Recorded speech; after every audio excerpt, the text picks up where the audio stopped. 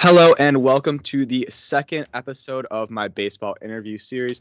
Today, I am lucky enough to have Zips statistician Dan Szymborski with us. Dan, thank you so much for coming on. Hey Jeremy, how's it going today? Good. How about you? Pretty good. I'm not coughing and I don't have any plagues, so that's a good thing, I think. That's a good start. Yeah, It's a good start to your workday. for sure. So, for people that don't know who you are, do you want to talk a little bit about like what you do in baseball specifically? Well, I'm, one of those dreaded sabermetricians. I've been working for Fangraphs for 2 years, for ESPN for 8 years before that. And before ESPN, I was at a site called Baseball Think Factory, and I did a lot of consulting. So I've now been, in the sabermetric field as an employable person for like 16 years now. So That's I almost do my a lot of. entire life. Oh, don't say that. I don't want to feel old. I don't want to be anyone's dad. See, because so, I used to be one of the young guys in sabermetrics. In the Usenet days in the '90s, it was Dave Cameron and we were the young guys. okay. And we're not the young guys anymore, and it's very, very sad. I guess that's how life works. Now there are people like younger than me that are like going on baseball Twitter. It kind of makes me feel a little old, and Yeah, so I'm you'll only have you'll 19. get to I'm sure you experience it feel too. that, but more exaggerated. So you're known for like your projection system, which is called Zips. So how did that exactly start, and what goes into that? I guess I obviously don't give away like the proprietary formulas and all that, but like how is that based off of? Well, I mean, it's a computer projection system, so it does a lot of things that computers are good at, which is dealing with large data sets. Baseball is a very statistics-rich sport. Uh, the farther we go back, it gets a little sparser, but we have a lot of information about baseball. And I mean, Zips works similarly, I guess, in a way to kind of if you ever seen a hurricane forecast, where you're saying where the hurricane is, you're trying to estimate where it's going, and there's that big cone of ignorance they call it, where they don't know where it's going to end up. It's the same kind of challenge. Baseball a little easier because it's a closed system. So at its core, Zips is trying to estimate where a player is and where a player is going. And I mean, it's a lot more complex than that, but that's basically what Zips is designed to do. The way it started, it was kind of random. In the mid '90s, a good friend of mine named Chris Dial, uh, big Mets fan. He has a Mets tattoo. Poor guy. He was on Sabres board of directors until this year. We talked about projections, and we thought that, hey, we could do a projection system that's basic and gets us most of the way there, and give it out on the internet. And that's kind of the concept that Tom Tango later did with Marcel, independently, of course. But we never actually did that. And I was blogging, in 2001, 2002, and I kind of wanted to revisit the whole idea of doing a projection system. Uh, it became obviously a lot more complex than the initial idea was. I wanted to use some of Boris McCracken's theories that he had developed and made public in the years before that. The latest research. So that's why Zips rhymes with dips. There you And go. one thing led to another. Moneyball was out. We all kind of became employable, which is a good thing. And stuff happened from there, I guess. Gotcha. So do you have like more of like a computing background or like a math background or like I, neither? I was a math major, but I mean, I wasn't like some sort of brilliant student or anything. People are always like, "You super smart." Like, no, I was kind of a mediocre student that mostly liked drinking. Uh, I don't have a computing background, which gets me in trouble sometimes because people will talk like about Python, and I mean I took a semester of of of C plus plus in college, which I don't remember at all. So I have no programming background essentially. I feel like So that's pretty reassuring to a lot of people who are like so intimidated by like Python or like R or whatever other like programs a lot of people are using in the baseball industry. So do you do most of your stuff in like Excel or I mean I have tools. I use Statistica for a lot of things. I can use MATLAB and stuff, and I okay. can use R. I don't want to overstate my incompetence, but I am comfortable with Excel. I have a lot of plugins for Excel, and I I like to think I know what I'm doing, and it's not so much the tool as your comfort using the tool. Even if a lot of people are very, very comfortable with R, it works for them. I mean, I get the job done with Excel most of the time. Yeah, no doubt. And I think a lot of people feel the same way as you in that they really just are learning or whatever they like use for whatever they're doing. They just needed to do what like they needed to do. So like a lot of people like do use like R, Python, or whatever for baseball stuff. But if you know how to do the same thing in like a MATLAB or like an Excel, there's no reason to learn an entire new programming language when all you're going to need is like a few different functions and you're going to need to look everything up every time you need to do it. Yeah, it's I mean, having tools is useful, but the most important tool for sabermetric work is asking questions and knowing what you're looking for. Someone who isn't familiar with baseball using the latest tools will have a much harder problem than someone who has lesser tools, possibly lesser of a background academically, and knows questions, because the way I got to everything I do in sabermetrics is I have questions about things and I just seek how to answer it. And when you have a specific question or something you're looking at, if you're open to learning new things and figuring out approaches, you'll get a lot of results from that thing. It's mostly being open-minded and asking questions, and the technology just kind of works out in many ways.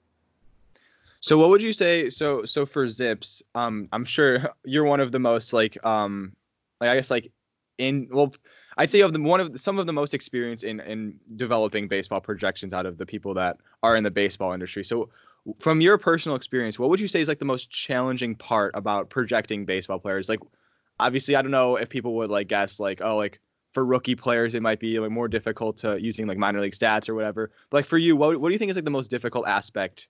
Like either specifically to some subset of players or just in general. Well, specifically for players, players that are coming off injuries, players that are very young, you always have a lot more error involved. The error bars just get wider and wider, and that's necessary. One of the things you do have to get used to with projections is, for instance, there's a lot of things you have to a lot of humps to get over.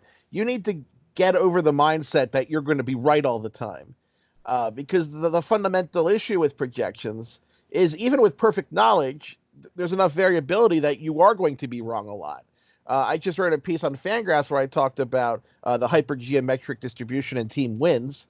And essentially, if you knew that every team was a coin flip going into a season for an actual fact, you still would miss a lot of teams by 7-8 games, something like 20% of the league through nothing but luck. So the fact that you're going to be wrong a lot is essentially baked into the cake, so to speak. You are going to be wrong a lot, and you're going to have to not, change things and because of how certain projections work out.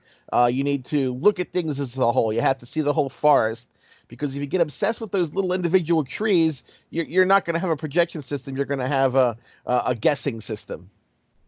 So I guess that kind of answered my follow-up question, which would be like, what is like the most misunderstood thing about projection systems? But I feel like you kind of answered that, because I think a lot of people. Well, there's actually more I could say on that. Okay, go for it. One of the things I had the hardest time explaining is what a mean projection means. Okay. Because some years Zips has given no player a mean projection of a 300 batting average. Okay. And then people will get mad and say Zips is projecting that nobody will hit 300. Right. But 19 people or however many hit 300 last year. How is that possible? And then you have to say, well, you don't expect everybody to hit their mean projection. If you have guys projected to hit 299 and 298 and 297 and 296, you're naturally going to expect some of those guys to hit 300, because not everybody is going to play their mean projection. You're going to have guys at their 10th percentile, at their 90th percentile. That's a larger calibration issue. The most recent year, I think, was 2017, when I projected no 300 batting average winner, projection. while Zip said nobody was more likely than not to hit 300, it's still projected on average that I think 18 players, I'm going off the top of my head, was like 18 players. It's still projected in the end would hit 300 simply because that's how many would exceed their expectations. Players that are performing at star levels are more likely to have been fortunate than unfortunate. Yeah, I feel like the most like unlikely outcome of projecting players is that everyone hits their exact mean projection. And I think I don't know if it's true for Zips, but I remember one projection system had like Luis Arias hitting like whatever 320 maybe and leading the MLB in batting average. Like, oh, like Arias is projected to win the batting title. Like he's projected to have he has the highest projected batting average, but I'm sure if you ran out like the outcomes, he'd probably win the batting title like less than 20% of the time. Yeah, I think you're on target there. I think it was like 14% of the time I because just there's made just the so much number up, uncertainty. but Um, yeah. I do always feel better though when I go out there with projection. I do like when Steamer or the Bat join me on a limb. I hate to be on a limb by myself. So I had a question written down here that I was going to ask later because it's kind of more like a random question. But if you had to pick one, like if Zips was not around, like what would be your go-to projection system? I think Steamer because they do an excellent job with it. I mean, there are good projection systems out there. The Bat is good. If you're more fantasy focused, ATC is excellent. There are a lot of smart people out there. Uh, I focus on doing a lot of things with Zips to try to create more value for readers than just a mean projection. With all those projection systems, you don't see career projections or career percentiles or season simulations with teams. I try to kind of cast a wide net on things I project. Gotcha. So I've seen you post a lot about it on Twitter. Like I remember you had a Harry Potter sorting algorithm in your Zips. So I think that's really interesting. I really like whatever went into that. I think that's really funny because obviously you can just project baseball stats, but there's obviously some like algorithm or formula or whatever that went into doing that. So what are some other like I know you said there are a lot of other things like random things you have baked into Zips that you don't put out there because who cares if someone's going to be in Slytherin or Gryffindor? But like, what other? I care. I care very much. Well, you No, care, but if you're not that going to was put it fun. on Fangraphs as like another category after the war, because no one's going to use it for fantasy baseball. But like, what other interesting like fun things like that do you have baked into your projection system like on your end? I actually in the projections for injuries. You know how we always joke about if a player would make the Hall of Fame if they get hit by a bus? Uh-huh. I actually took pedestrian fatality statistics and What? actually put that very distant chance into the injury model. That's okay. So when I It's a actually little simulate, dark, but I do like the depth you well, go there. I am kind of dark, and I know it's a dark situation right now, but we all have a bit of gallows humor going around in our brains right now. But Do you have the coronavirus the percent chance for all these players? Like who's the most likely do you have that in there, the most likely oh, player to be oh the God, first diagnosed with the coronavirus? I think that's too soon. Definitely Yeah, a case of probably too probably soon. a Mets player though, if you had to guess. Yeah, it would be a Mets player, and then the Mets team doctors would misdiagnose it as a sprained ankle, and then everybody on the Mets. Yeah, you need Tommy John surgery for the coronavirus. Or Yankees team doctors. They seem to have been worse lately than the Mets team doctors. Yeah. So do you have like stuff like injury like risk projected for players? You just mentioned that. Yeah, So I think I that's mean, a I do yes. have a generalized model, because when I sim seasons out, because one of the methods that people will use to sim seasons is they'll just take the projections. They might add the WAR or do like the binomial distribution from that expected roster construction. But I actually project using Zips the roster construction, so that teams with better depth will tend to fare better than you'd expect in the projections, and teams with poor depth will fare more poorly. That's one of the reasons you usually see the Cardinals have a very high floor but a low ceiling, because they're a pretty stable team, and there's no one player who they lose that can dive bomb the team, but they also Right. never really have a gigantic upside. So like from your research, I don't know how far you've gotten into like specific like injury stuff, but is like being injury prone an actual thing? I think that's a big like discussion in the baseball community. Like Giancarlo Stanton goes down, and like wow, that's 2 seasons in a row. But like he did play a bunch of 150 game seasons before that. So like is like being injury prone like a is that a true label you could put on someone, or is it just something that you just retroactively say and has no bearing on their actual future? It does appear to have predictive value, and Zips does take that into consideration, especially for pitchers. Once you have pitcher injuries and injury and innings pitched go down, the projected future becomes worse. Just from even if they recover from a playing time standpoint, they are more injury prone. At least that's what the data says. But I like modeling things, so I always try to figure out things, weird things. Like one of my ongoing experiments is to try to project fastball velocity for pitchers from the pre-pitch FX era without knowing anything about their pitch velocity. Gotcha.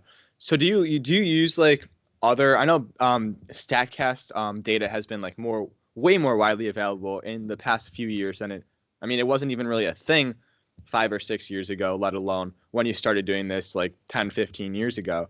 Do you take any of that? Do you take any of that into account for Zips, or is it more something that is just like an extra tool that is nice to look at? Zips does take into does use Statcast data and Pitch FX data. A lot of that's available at Fangraphs and kind of in our little database, so it's fun to access that kind of data. Zips does do that. I'm always very careful about implementing these things because there's a lot of cool stuff that we're still trying to figure out the predictive value of. Right. I think of some of like the neat defensive stats and like the range in feet. We still don't really know some of these things about how does that really predict the future. It's cool, but we still don't quite know the value in some of these things. So I tend to be fairly conservative about implementing new things. It usually takes a few years before I'm satisfied with including something in the official Zips model. I always have versions of Zips that are like a few years away.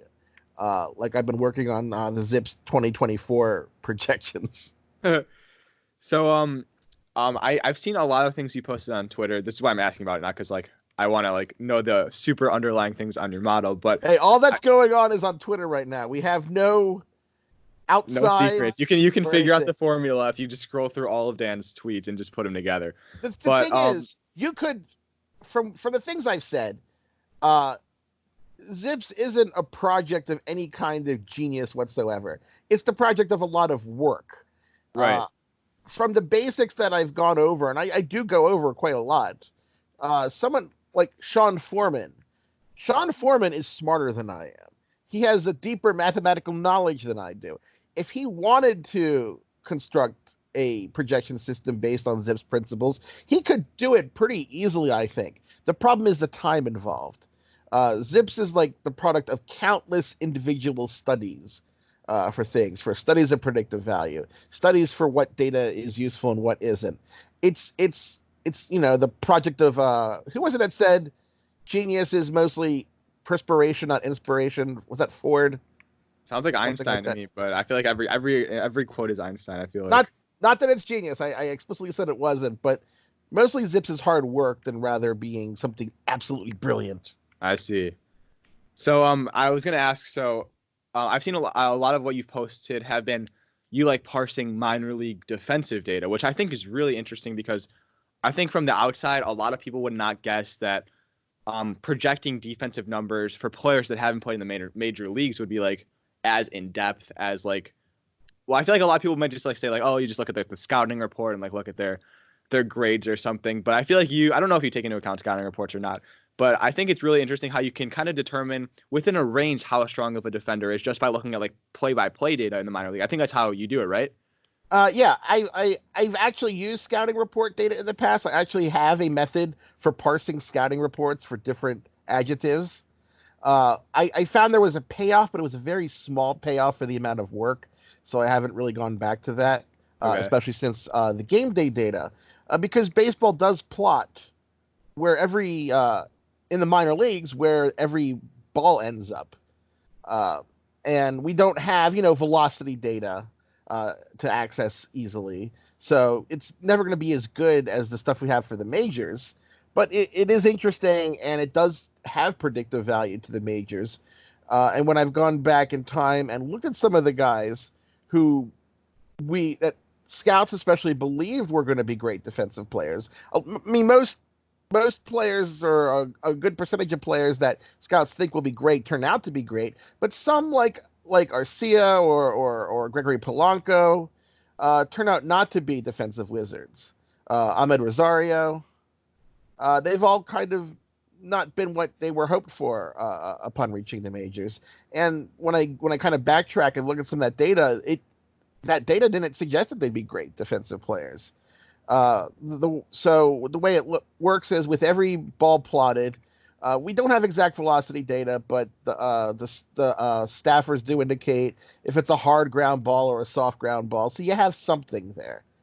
And once you have where each location is plotted, it's just a kind of a challenging trigonometry to figure out where it all is on the field, how far it is away from bases, how far outfielders are running, and you can kind of get a pretty good guesstimate. Zips really thought that Mike Yastrzemski would be a good defensive outfielder, and he was. And finding players like that can really be valuable to a team. So I know that, like you said, the defensive data in the minors that you can create or someone else could find from the play-by-play data is nowhere near as like in depth as the major league data. But if you had like if your if your numbers were indicating that player X was like one of the top defensive players in the minors, would you be pretty confident that that player would at least be like above average in the majors? I think so. For instance, this year, now that he's healthy, Luis Robert, however you want to say his name, he had tremendous, just out of this world defensive performance using this methodology in 2019. And that kind of jives there with what people watching him thought about him this year. It's still uncertain. Zips is still only projecting him to be a +6, but it translated his 2019 like at +22 runs, which was the second best in the minors everywhere for every position. Wow. So I think that, yeah, I can't say he's a +22 player now. You can't do that with 1 year of major league data, but Right. I think now the odds are that he's very likely to be significantly above average. So one last like more like baseball, well, not really a baseball specific question, but I'm sure a lot of people ask you like, what would be like your advice for someone like in high school or college, or even someone who's graduated college that wants to work in baseball, whether it be with numbers or like as like player development or whatever. Like, what advice do you usually give to people who ask you that question? It always depends on who the person is asking, because I mean different people have different goals. I'm pretty much a writer with a secondary interesting skill set when it comes down to it, and I talk to a lot of young journalists and want to be writers out there, and to them I'll tell them, have an opinion, have something better. Yeah, everything you write, a million people could write that, so you have to bring something to the table that maybe someone else doesn't know. You have to have an angle. Projections are my thing that I can bring to the table that most other writers do not have access to. And that gives people a reason to read my work as opposed to someone else's work. For working in baseball, you kind of want to have a wide skill set. Programming is a lot more important than it was than 20 years ago. While I don't know Python, I would certainly encourage anybody who wants to work in baseball to know Python, or a number of languages depending on the team. But I guess the best advice I'd say is don't major in journalism. You can still be a journalist, but you're better off not majoring in journalism. Yeah. So you mentioned journalism. So if sports did not exist, would you be like a journalist? I don't know. I mean, I do have a math econ background, so I'd probably be, because I mean, I used to day trade a ton back when that was profitable in the 90s, before algorithmic trading kind of ruined all that. I would probably, the newfangled systems ruin everything. yeah, it was a fun period of my life, but I would probably be involved in some investment capacity most likely. Okay. I don't think I'd be like Like I wouldn't be covering politics. I think I'd rather open my veins in a warm bath than do that. Um, I get that question a lot because people ask me because I was a contemporary of Nate Silver. I know him decently. We're acquainted. I can't say we're friends. I don't think he'd help me move a couch, but he would respond to my emails. Uh, People ask me, "Are you jealous that he thought of doing politics and you didn't?" And I'm like, "Oh no, I am not the least bit jealous, because that just seems like a nightmare. He doesn't get Yeah. to talk about baseball anymore. He has to cover politics." Yeah, So right. Much more large, more important projections that you have to come out with. Because then everyone's mad at you when you're wrong. yeah, Whereas in Zips, obviously you can miss a guy by 5'4", and it won't ruin your your brand. yeah, I'm covering something fun, and Right. he makes more money than I do, but I don't have to cover politics, and I Right. Who's the sacrifice a real winner, lot. Nate? Yeah, I don't want to. Yeah, I can kind of be not have my real life and my professional life just crashing together like that. I'm happy with where I am. So outside of baseball, I know you play a lot of video games. So including video games, I don't know what specifically you play, but like what do you do for fun when you're not watching baseball or uh projecting baseball or writing about baseball? Well, I do play a lot of video games. I am a gamer guy. I did when I was with ESPN. I did cover things for ESPN esports. I covered Hearthstone and Overwatch, which was a lot of fun. That's the one thing I miss doing because we don't really have game coverage at Fangraphs. Maybe we should if we never have baseball again, but Yeah, uh, right. but we're not at that point.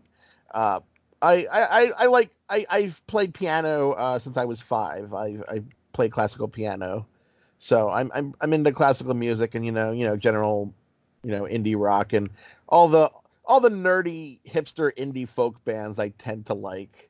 Uh, my tastes are a little hipster there, I guess. I like watching professional wrestling. I mean, I do like watching football. Uh, I used to like I not playing it now, but I used to play a lot of golf, terribly. But we're kind of inside now, and my wrist has been kind of funky since I tore it some years ago. Gotcha. So actually going back, I just thought of something when you were mentioning how like your background could be like in econ or math. I think it's the reason I asked that question. I blanked on it when you answered it, but the reason I asked that question is because it's really interesting to me. I've talked to a good amount of people in baseball, and so many people have like such different backgrounds. And I think even going further back to the question, like advice for people that want to work in baseball, like what should I major in college or whatever.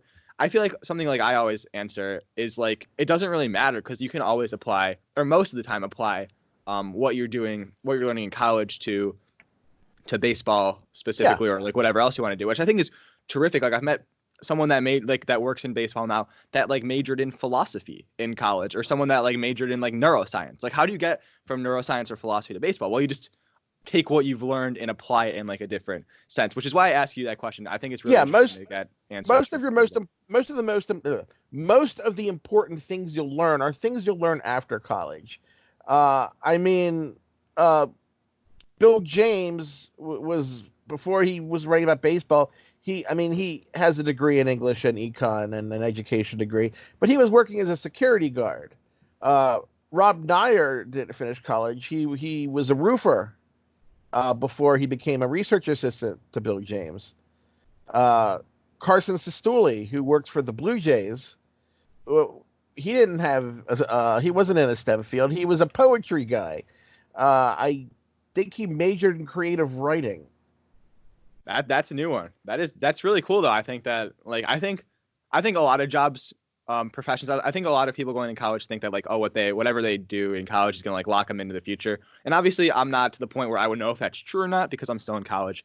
But I think especially for baseball, there's really no like right path to take. You can just always make it like how you want it to. Yeah, teams look for people who are creative thinkers, and Yes. creative thinkers come from a lot of paths.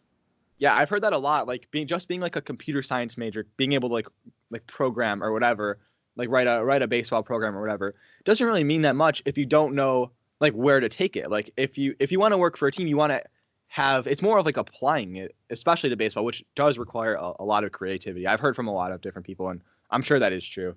It's also very good to major in programming too. It is, yeah, right. I mean, I'm in data science right now, so that's kind of like the goal. It's pretty similar to programming and like statistics, but I think there's no wrong way. Like obviously, if you're interested in programming, like go for it. But if you don't like programming, like stay away from it. There's other ways to get into baseball for sure. Yeah, there are there's no wrong path to get into baseball, but it does help to have certain. Yeah, at least a path, background, especially. Yeah. Yeah, it will be easier with a computer programming background than say like a modern puppetry background. Yeah, right. But you like could. Like That doesn't mean that someone who majored in puppetry, is that a major? I've never heard of it, but it probably is at like one or two schools. Yeah, is there like a puppetry school out there? Because I wonder. I don't know. Some people become puppeteers somehow. Oh yeah, wait. What do you study to become a puppeteer? That's what I'm wondering. Is there some They're kind probably of... all the computer programmers that couldn't get into get into Google or something. They just pick up something on the side. Yeah, it makes me wonder because some of these jobs, how you get into them. Yeah. So a couple other like more random questions. So what are your favorite memories like in your life, like in terms of sports, like either something that you've been at like in person or like something that you've watched on TV? One of my favorite times was I won an Orioles contest, a raffle when I was 11. So I got to watch a game in 1990 from the bullpen, and I got a Craig Worthington home run. Oh, that's so that awesome. was cool. That was fun. I enjoyed really the first time I went into opening day when I got my Baseball Writers Association card, because I had been credentialed pretty easily before that. But there was kind of a thrill after 20 years of being an outsider in journalism, because the stat guys like me, we didn't start off as insiders, we were outsiders, fighting the system. Yeah, right. Revolution. And had that kind of just symbolic acceptance. It made that day a lot of fun for me. I was also, I guess, actually playing. I played up until up to high school. I wasn't that good. I mean, I was okay as a little leaguer. I was on the travel team for Lutherville, and then Baltimore County, and then we lost to Harford County, but I won't go into that. But my baseball career ended very, very early. One thing I actually did that actually would probably, I'm sure you'd be interested in, is a few years ago. It wasn't super in depth, but I went back and like gave looked at like historical data and gave every MLB player like every season like a scouting grade based on like contact power, whatever. And then I asked people to like describe their Little League careers in terms of the scouting grades, and I'd like spit out like their most like similar player that like has happened in Major League history. So you give like a 20 to 80 grades for like 5 different things, plug it in or whatever, and then my super jank Excel spreadsheet would like spit out like 10 comparisons. So like if you had to compare your Little League like playing style to like an MLB player, that's kind of a hard question to answer off the top of your head, I'm sure. But I think I can actually. I would probably say like Doug Jones. Okay. For people who don't know who Doug Jones is, could you describe Doug Jones? Well, he was a soft tossing reliever who was a closer for a long time, but he never had a fastball. He just had a changeup. Okay. I pitched throughout like my childhood career and as a teenager, but I all I had was this slow fastball and this crappy palm ball, and that's pretty much all I could throw.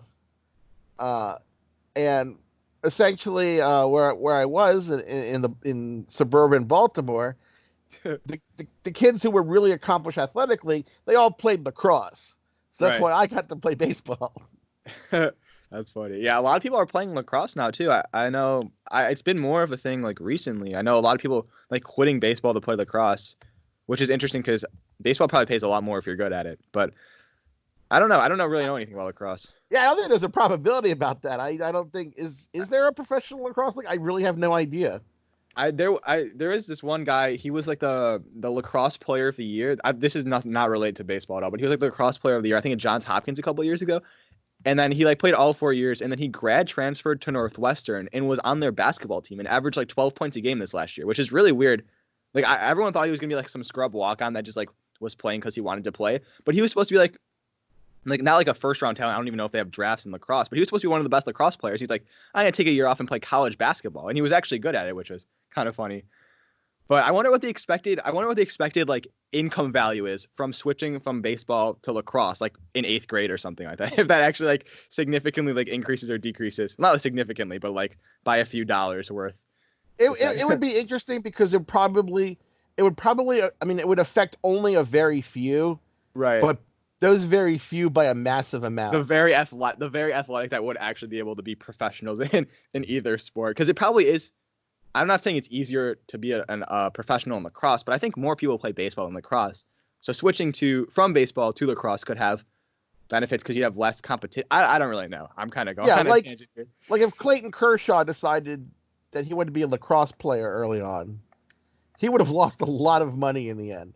Right, but if you're like a borderline like single A or like independent ball baseball player who's also good at lacrosse, like maybe it would have paid better to switch to lacrosse then. Yeah, but that's the problem, because you don't really know if you're going to be one of those guys who makes minor league salaries. Right, I'm sure lacrosse doesn't pay much better than minor league baseball, right? I mean, I actually don't know anything about lacrosse. I'm really just guessing. Yeah, we're discussing a subject we have no idea about. Which is always fun. They're listening for lacrosse talk right now.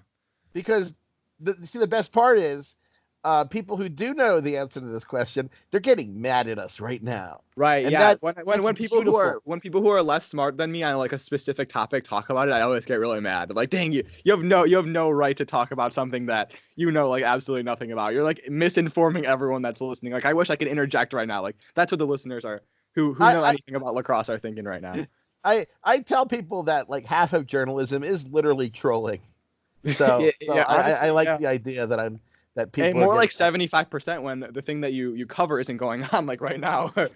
Yeah, that it is a problem. I do hope we have baseball at some point. Yeah, no, for sure. And the last question I'll ask you before I let you go here is over the course of your educational career, I know you said you weren't that like serious of a college student, you like drinking, but like what were like a couple of your favorite classes that you did take, whether in like high school or college or even like before I actually love creative writing. Okay. Because the thing is, I was the kind of student that teachers both really, really liked and really, really hated. Okay. Because I would try to bend every assignment I've ever received into what I would prefer to do. I'm kind of similar in that way. I went to the creative writing assignment, which this was in high school. It was kind of lame. It was talking about a change in your life. So I just wrote poetry about loose change. That is really funny. And I had fun things. I liked creative writing. I might. The weird thing is, if I had known I'd become a baseball writer, I probably would have taken more journalism classes, and then I would have been less likely to be in journalism than I actually would have been with my actual. Right. That's funny how that works out. Because I don't think I would have I might have not have thought to make a projection system. But I love that kind of writing. I love weird writing. One of my favorites, I haven't been able to find it, which has really upset me, is one of my creative writing pieces. I wrote a short story that was kind of a sequel to the sequel to A Christmas Carol, in which Timmy grows up to be kind of a proto-fascist leader of England in the late 1800s. And so Ebenezer Scrooge has to visit the ghosts and go back and teach the ghost the meaning of miserliness and fix the timeline. Interesting. He was suffering, and he gets the chains in a selfless act because he was saving England from Timmy. By Tiny Tim growing up, it was a disaster. Huh. Okay. Well, I think I'll leave the listeners with that. Dan, I really appreciate you coming on and answering some of my questions. Thank you so much, and have a great rest of your Corona vacation or break or whatever you're doing over. It's not really thanks for having me, Jeremy. Hopefully, we'll talk about baseball at some point. That would Yes, be cool. next time.